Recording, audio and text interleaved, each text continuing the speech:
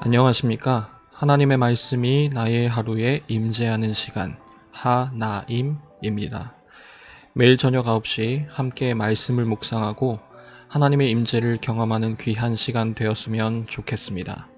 묵상을 마치고 댓글란에 묵상 완료했습니다 라고 간단한 적용과 함께 댓글 달아주셔서 매일매일 정한 시간 함께 말씀을 묵상해 나아가는 중고등부 되었으면 좋겠습니다.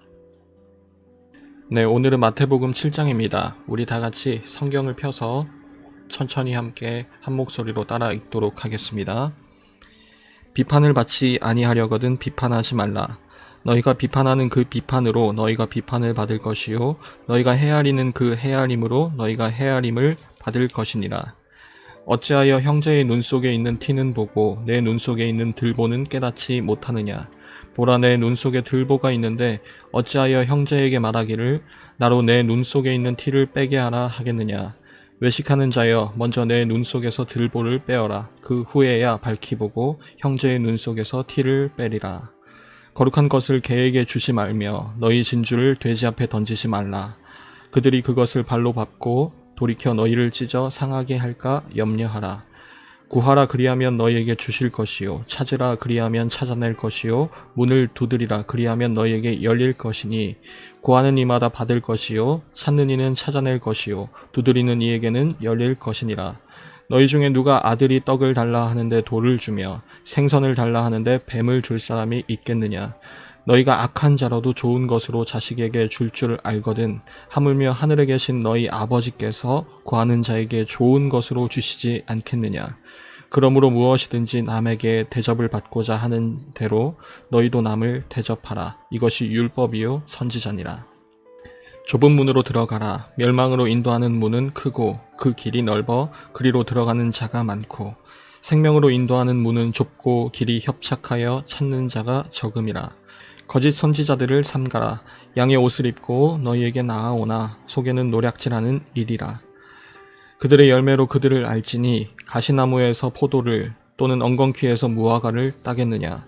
이와 같이 좋은 나무마다 아름다운 열매를 맺고 못된 나무가 나쁜 열매를 맺나니 좋은 나무가 나쁜 열매를 맺을 수 없고 못된 나무가 아름다운 열매를 맺을 수 없느니라.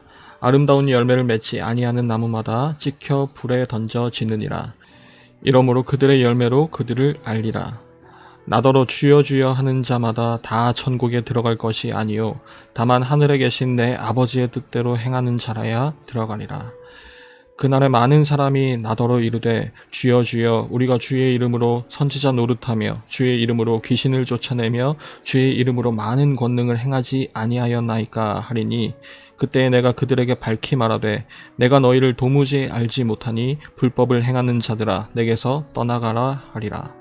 그러므로 누구든지 나의 이 말을 듣고 행하는 자는 그 집을 반석 위에 지은 지혜로운 사람 같으리니 비가 내리고 창수가 나고 바람이 불어 그 집에 부딪히되 무너지지 아니하나니 이는 주추를 반석 위에 놓은 까닭이요 나의 이 말을 듣고 행하지 아니하는 자는 그 집을 모래 위에 지은 어리석은 사람 같으리니 비가 내리고 창수가 나고 바람이 불어 그 집에 부딪힘에 무너져 그 무너짐이 심하니라. 예수께서 이 말씀을 마치심에 무리들이 그의 가르치심에 놀라니 이는 그 가르치시는 것이 권위 있는 자와 같고 그들의 서기관들과 같지 아니함일러라. 오늘 마태복음 7장은 5장부터 시작된 산상설교의 마지막 부분입니다. 그간의 내용을 요약하자면 이제 새 나라의 왕이신 예수님이 오셨고 그와 동시에 그 나라와 그 다스림도 이미 시작되었으며 이제 그 다스림을 받는 순종의 무리들은 그 삶은 이러이러한 것이다 라고 알려주시는 내용입니다. 그리고 그 하늘나라의 백성의 정체성은 그 아이디는 제자들 혹은 자녀들입니다. 그래서 6장에서도 이방인처럼 염려하지 말고 이방인들이 구하는 것처럼 구하지 말라고 말씀하십니다. 하나님의 백성답게 하나님의 자녀답게 구하라고 말씀하십니다. 오늘 7장에서도 마찬가지입니다. 하나님의 자녀답게 구하라고 말씀하시고 그러면 주실 것이라고 약속하시죠. 오늘 읽은 7장에서는 이렇게 말씀합니다. 너희 아버지께서 좋은 것으로 주시지 않겠느냐라고 말이죠. 그럼에도 불구하고 오늘 7장의 말씀을 읽으면 마음의 위로가 찾아오기보다는 오히려 다소 복잡한 마음이 남습니다.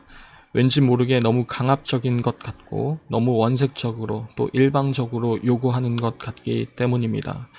지키기 너무 어려운 명령들만 잔뜩 쌓여 있는 것 같고 왕이 요구하는 기준치가 너무 높아 보이는 것 같습니다. 그 내용들로는 이런 것들이 있습니다. 비판하지 말라. 남에게 대접받고자 하는 대로 대접하라. 좁은 문으로 들어가라. 거짓 선지자들을 주의하라. 나더러 주여 주여 하는 자마다 다 천국에 들어갈 것이 아니다. 이것만 놓고 보면 하나님의 백성으로 살기 위해서 우리는 유대인 못지않게, 아니 오히려 유대인들보다도 더 많은 것을 더 완벽하게 지켜야만 하는 것 같습니다. 항상 바르게 살아야 되고 남들이 가지 않는 그 좁은 길만을 가야 되고, 그런데도 다 천국에 들어가지는 못한다는 이 말이 마치 우리에게는 너무 단호하고 부담스러운 요구인 것 같고 우리를 전혀 배려해주지 않는 것 같은 느낌이 들기도 합니다. 여러분, 그렇다면 대체 우리는 이 7장의 말씀, 이 7장의 많은 명령들을 어떻게 받아들여야 되는 것일까요? 이해되지 않는 단호함, 이게 아마도 이 7장을 받아들이는 데에 가장 큰 어려움일 것입니다. 그런데 우리는 이 이해되지 않는 단호함과 순종이라는 주제에 대해서 묘한 기시감이 있을 것입니다. 어디선가 본 것 같은 그 희미한 그림자를 감지할 수 있기 때문이죠. 바로 이스라엘의 첫째 왕인 사울 왕의 이야기입니다. 당시 아말렉이라는 족속과 전쟁을 앞두고 하나님께서는 이 왕에게 승리한 후에 모든 것을 단 하나도 남기지 말고 다 없애라, 진멸하라 라고 말씀하시죠. 그러나 사울은 그 말을 이해할 수가 없어서 자기가 볼 때 하나님이 기뻐하실 만한 몇몇 가지들을 남겨둡니다. 성경은 이것을 이렇게 기록하고 있습니다. 사울과 백성이 아각과 그의 양과 소의 가장 좋은 것 또는 기름진 것과 어린 양과 모든 좋은 것을 남기고 진멸하기를 즐겨 아니하고 가치 없고 하찮은 것을 진멸하니라. 하나님이 좋아하실 만한 최상의 것들을 남겨두었음에도 오히려 하나님은 그것을 불쾌하셨습니다. 사울이 즐겨하지 않았던 그 진멸을 하나님은 기뻐하셨는데 오히려 그 진멸이라는 하나님의 기뻐하신 뜻은 지금 이 순간 가치 없고 하찮은 것들과 함께 묶여버리게 되었습니다. 그리고 사무엘을 통해서 하나님은 이 사울 왕에게 이렇게 말씀하십니다. 순종이 제사보다 낫다라고 말이죠. 아마도 여기서 우리는 한 가지 중요한 실마리를 얻을 수 있을 것 같습니다. 하나님의 백성에게 요구되는 이 순종이라는 것은 자기 눈에 좋게 보이는 대로 움직이는 것이 아니라 하나님의 기준에 좋은 대로, 하나님의 보시기에 기뻐하시는 대로 움직이는 것이라는 사실입니다. 바로 여기서 우리는 5장과 6장에서 이어지는 연속성을 감지해낼 수 있을 겁니다. 하나님이 기뻐하시는 것이 곧 내 기쁨이 되는 것, 하나님의 뜻이 이루어지는 것을 나도 너무 원하는 나머지 도저히 가만히 있을 수 없는 것, 그것이 순종의 핵심이라는 것입니다. 하나님의 나라의 독특성은 순종으로 소개됩니다. 그 나라 백성이 다스림을 받는 상태를, 그러면서 그들도 동시에 기뻐하는 상태를 우리는 순종이라고 부릅니다. 하나님의 뜻이 이루어지길, 하나님이 기뻐하시는 대로 되어가길 바라는 것. 오늘 7장은 그것을 기뻐하면 진짜라고, 그것을 기뻐하지 않으면 가짜라고 단호하게 말합니다. 그것을 진정 기뻐하는 자들은 거기서 힘을 얻기 때문에 그 뜻대로 움직이게 되고 그렇게 살게 되고 그 삶의 열매야말로 그 사람이 진정 새 나라의 왕에게 다스림을 받는 그 백성이라는 결코 부인할 수 없는 증거가 될 것입니다. 예수님은 7장 후반부에서 이렇게 말씀하십니다. 불법을 행하는 자들아 내게서 떠나가라. 그런데 여기서 예수님은 아무 행함도 없는 사람들에게 이렇게 말씀하신 게 아니었습니다. 오히려 겉으로 보기에 대단한 믿음이 있는 것 같은 사람들에게 하신 말씀이었습니다. 아무리 주여 주여 라고 해도, 아무리 선지자 노릇을 해도, 아무리 많은 권능을 행하고 기적을 일으켜도 예수님은 그들을 가리켜 불법을 행하는 자들이라고 하셨습니다. 여기서 말하는 불법은 단순히 율법을 지키고 말고를 말하는 것이 아닙니다. 행동하냐 하지 않느냐를 말하는 것이 아닙니다. 하나님을 불쾌하게 만든다는 뜻입니다.